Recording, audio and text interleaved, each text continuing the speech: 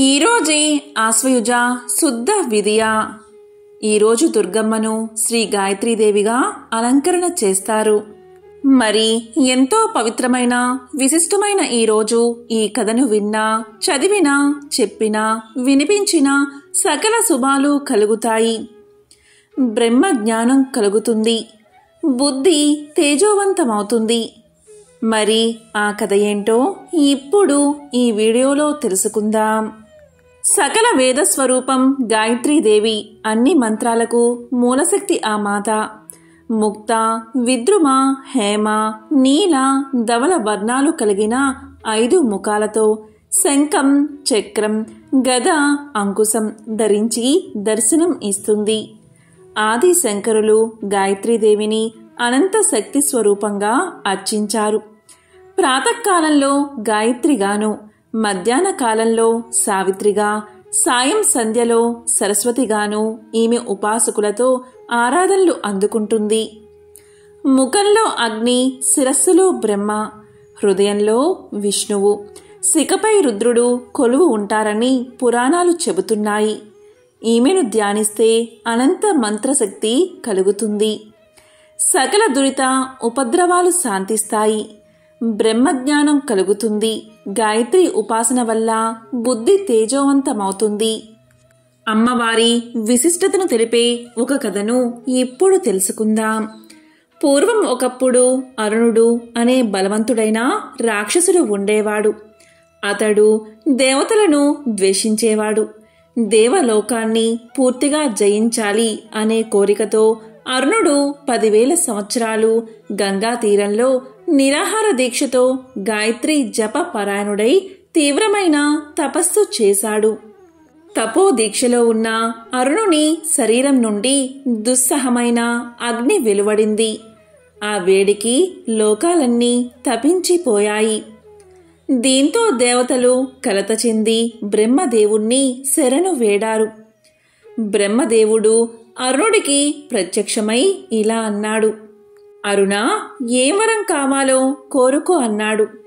దానికి అతడు మృత్యువు లేని జీవనం కావాలి అన్నాడు. అప్పుడు బ్రహ్మదేవుడు ఇలా పలికాడు.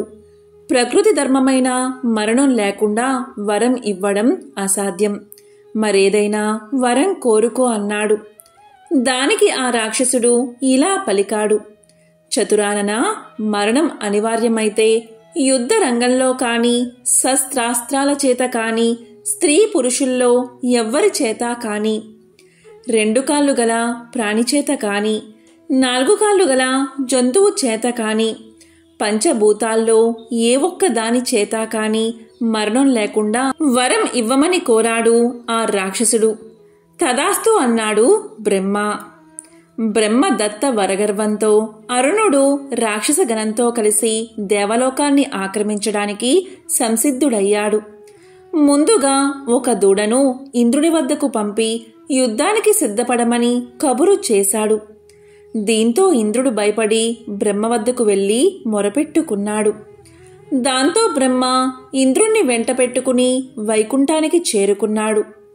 విష్ణువు బ్రహ్మేంద్రాదులతో కలిసి కైలాసానికి వెళ్ళాడు. ఆ సమయంలో ధ్యాన ముద్రలో ఉన్నాడు శంకరుడు. అప్పుడు శంకరుడు బ్రహ్మ, విష్ణు, ఇంద్రాది దేవతల మొరవిని ఇలా పలికాడు. ఆ రాక్షసుడు గాయత్రి జప పరాయణుడు.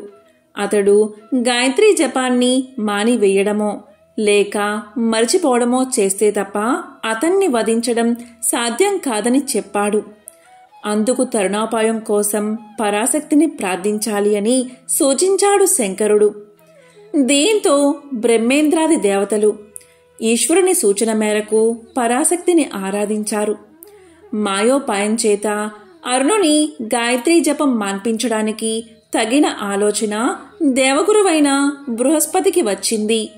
దీంతో బృహస్పతి ఈ స్ఫురణకు కేవలం దేవీ సంకల్పమే అని గుర్తించి బృహస్పతి అరుణుని వద్దకు వెళ్ళాడు.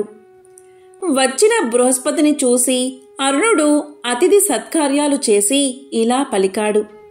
మునీంద్ర, నేను రాక్షసుణ్ణి కదా, మీరు దేవగురువులు. దేవతలు నాకు శత్రువులు. నాతో మీకు పని ఏమిటి, మీ రాకకు కారణం ఏమిటి అని అడిగాడు. అప్పుడు బృహస్పతి నవ్వి ఇలా పలికాడు, రాక్షసరాజా, నీవిలా అనడం భావ్యం కాదు. మా ఆరాధ్య దైవమైన గాయత్రీ దేవతను నిరంతరం నీవు ధ్యానిస్తూ ఆమె మంత్రాన్నే జపిస్తున్నావు. మేము జపించే మంత్రాన్నే నువ్వు జపిస్తున్నావు. కనుక అలా చూసుకుంటే మనం మిత్రులమే కాని శత్రులం కాదు అని సమాధానం చెప్పాడు. ఈ మాటలు విన్న అరుణుడికి దురభిమానము, దురహంకారము విజృంభించాయి. తనకు శత్రువులైన దేవతల ఆరాధ్య దైవమైన గాయత్రి తనకు అభిష్టం కాదని పలికి గాయత్రి మంత్రానికి ఉద్వాసన చెప్పాడు. దీంతో వచ్చిన పని ముగిసిందని భావించిన బృహస్పతి అరుణుని వద్ద సెలవు తీసుకున్నాడు. గాయత్రి మంత్రాన్ని మానివేసిన కారణంగా అరుణుడు తేజో విహీనుడు అయిపోయాడు, దుర్బలుడు అయిపోయాడు, ఎందుకు పనికిరాని వాడయ్యాడు. ఆ సమయంలో బృహస్పతితో కలిసి దేవిని ప్రార్థించగా అమ్మవారు వారికి సాక్షాత్కరించింది.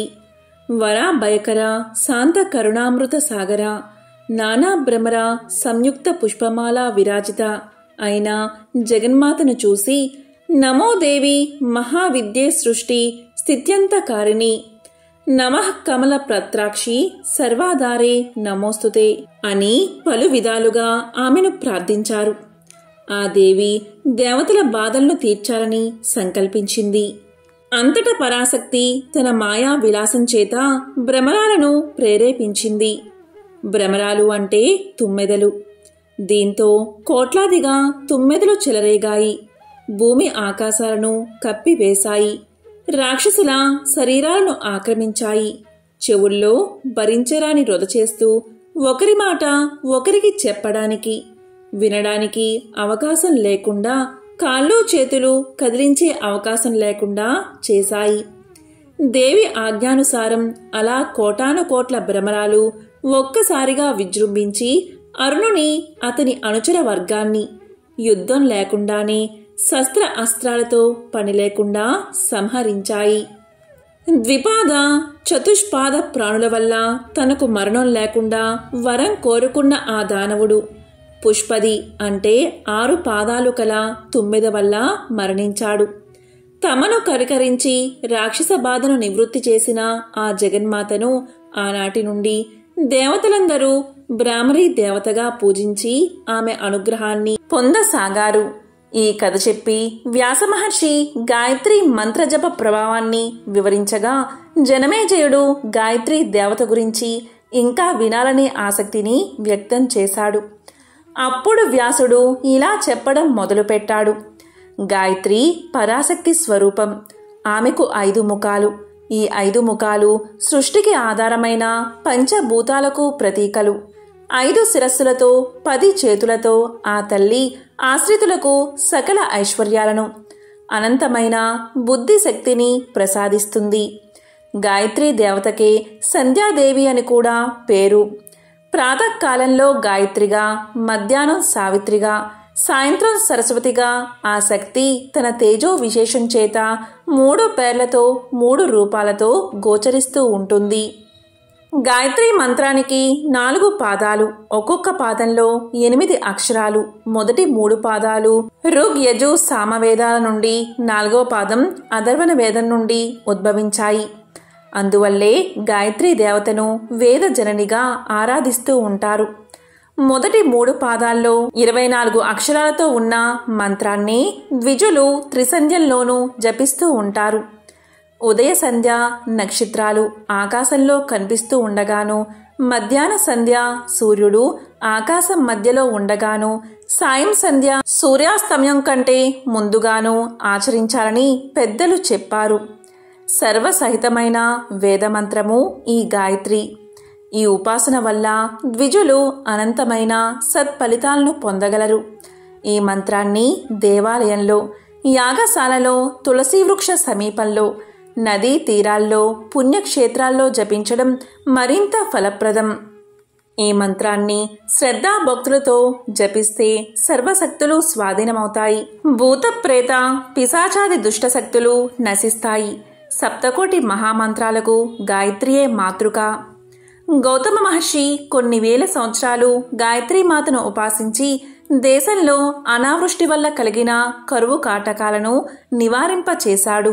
ఆమె అనుగ్రహం చేత గౌతమ మహర్షి సమృద్ధిగా అన్నపు రాశులను, షడ్రసోపేతమైన వంటకాలను, నానాలంకార వస్త్ర మాల్య భూషణాలను పొంది ఆశ్రయించిన వారిని ఆదుకుంటూ దేవలోక వంద్యుడయ్యాడు. కనుక జనమేజయ మహారాజా గాయత్రి రూపాన్ని మనసులో భావించిన, ఆమెను పూజించిన, ఆమె మంత్రాన్ని జపించిన సర్వ అరిష్టాలు తొలగి సకల సంపదలు లభిస్తాయి. గాయత్రి మంత్రశక్తిని దుర్వినియోగం పరిచి లోక కంటకుడై ప్రవర్తించిన రాక్షసుడైన అరుణుడు దుర్గతి పాలయ్యాడు. గాయత్రి మంత్రశక్తిని సద్వినియోగం చేసి గౌతముడు దుర్భిక్షాన్ని తొలగించి లోకాన్ని ఆదుకుని లోక పూజ్యుడయ్యాడు. కనుక మంత్రశక్తిని సంపాదించిన వారు దాన్ని సద్వినియోగం చేసి లోకహిత దీక్షతో ప్రవర్తించాలే కాని స్వార్థంతో, అహంకారంతో ఆ శక్తిని దుర్వినియోగం చేయరాదు. ఈ విధంగా వ్యాస మహర్షి జనమేజయునకు గాయత్రి వృత్తాంతాన్ని సవిస్తరంగా అందించాడు. సకల మంత్రాలకు మూలశక్తిగా వేదమాతగా ప్రసిద్ధి పొందిన గాయత్రీదేవి ముక్త, విద్రుమ, హేమ, నీల ధవల కాంతులతో ప్రకాశిస్తూ పంచముఖాలతో దర్శనమిచ్చే సంధ్యావందన అధిష్టాన దేవత. గాయత్రీదేవి మంత్ర ప్రభావం ఎంతో గొప్పది. ప్రతిరోజు త్రికాల సంధ్యావందనం చేసి ఆ గాయత్రీదేవి మంత్రాన్ని 1000 సార్లు ధ్యానిస్తే ఆ తల్లి అనుగ్రహంతో పాటు వాక్శుద్ధి కలుగుతుంది. అంతటి మహత్తర శక్తి కలిగిన గాయత్రీదేవి శరన్నవరాత్రులలో 5 ముఖాలతో వరదాభయ హస్తాలతో కమలాసనగా దర్శనమిస్తుంది.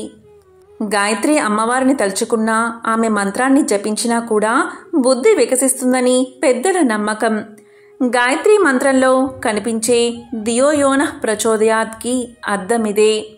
హిందువులు తామర పువ్వులను జ్ఞానానికి చిహ్నంగా భావిస్తారు. అందుకే ఆ జ్ఞానాన్ని అందించే గాయత్రి అమ్మవారికి కూడా తామర పూలంటే చాలా ఇష్టం. దసరా సందర్భంగా గాయత్రీదేవిని పూజించేటప్పుడు ఒక్క తామర పువ్వైనా సమర్పిస్తే అమ్మవారు సంతోషిస్తారు. ఇక అమ్మవారిని ఈరోజు నారింజ రంగు వస్త్రంతో అలంకరించాలి.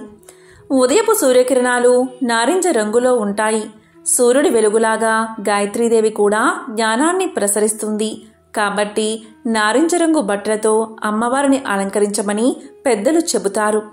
ఈరోజు అమ్మవారిని గాయత్రి అష్టోత్తరంతో పూజిస్తే మంచిది. అలా కుదరని పక్షంలో ఓం భూర్భువస్సువః తత్సవితుర్వరేణ్యం భర్గో దేవస్య ధీమహి ధియో యోనః ప్రచోదయాత్ అనే మంత్రంతో ఆరాధించాలి. అది వీలుకాని పక్షంలో ఓం శ్రీ గాయత్రీ మాత్రే నమః, ఓం శ్రీ గాయత్రీ మాత్రే నమః అన్న మంత్రంతో పూజించాలి. పూజ తర్వాత అమ్మవారికి కొబ్బరి అన్నం లేదా పులిహోరను నైవేద్యంగా సమర్పించాలి. ఏదీ కుదరకపోతే రవ్వ కేసరి లేదా ఉత్త పంచదార పెట్టినా కూడా అమ్మవారు తప్పకుండా అనుగ్రహిస్తారు. ఈరోజు అంటే గాయత్రీదేవిని పూజించే రోజున వంకాయలతో వండిన పదార్థాలు తినకూడదు. ఈ రకంగా గాయత్రి అమ్మవారిని పూజిస్తే ఎలాంటి లోటు రాదని శాస్త్రాలు చెబుతున్నాయి. పేదరికం, ఆకలి లాంటి కష్టాలన్నీ ఇట్టే తీరిపోతాయట. పిల్లలు కావాలి అనుకునే వారికి సంతానం, బాధల్లో ఉన్నవారికి మనశ్శాంతి లభించి తీరుతుంది. అన్నిటికీ మించి జీవితంలో ఎప్పుడు ఏ నిర్ణయం తీసుకోవాలనే విచక్షణ ఏర్పడుతుంది. ఓం శ్రీ గాయత్రీ దేవ్యై నమః. ఓం శ్రీ మాత్రే నమః.